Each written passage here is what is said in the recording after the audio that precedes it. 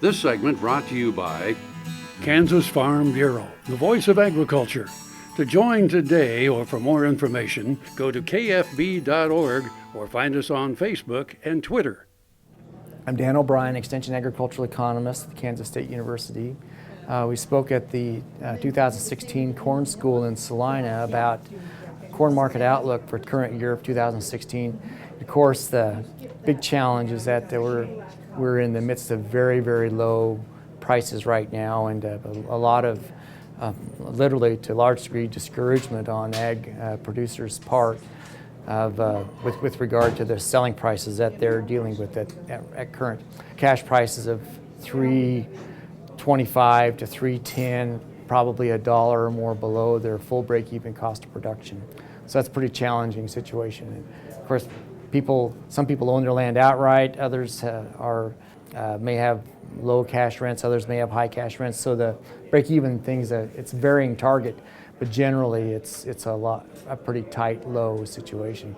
So we talked about a number of the factors to look for this year as we go here from January through February, March, April, on through the growing season and into harvest that could affect the price of grain, and for ag producers give them a profitable selling opportunity.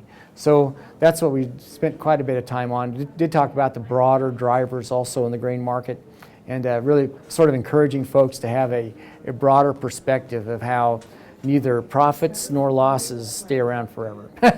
And in fact, they tend to undo themselves. If we have profits, we tend to react in economic ways to increase production, decrease usage, the place where we tend to build up stocks, drive prices lower. And so that's probably what happened in 2013, 14, 15. Well, now we're in 2016, and so we have low prices, and what's that doing? It's giving signals to discourage production, probably to increase usage, and eventually, absent a major drought or something, these forces in themselves would tend to undo the low price situation, and at least lead us back to more of a neutral mode. But there is the risk this year, probably more than normal, of a change in the prevailing El Nino weather pattern to something along the lines of a La Nina. Again, we've had respected ag climatologists come to K-State and discuss this at length. So that risk in itself may afford us, that uncertainty in the market may afford us with some pricing opportunities for both old crop and maybe even new crop as once we get out into June, July, and August of this year. I think this is a year, marketing-wise, to play small ball, and in terms of to view 25, 50-cent gains in cash prices as something to take advantage of, at least to the place where they can fulfill their cash flow needs.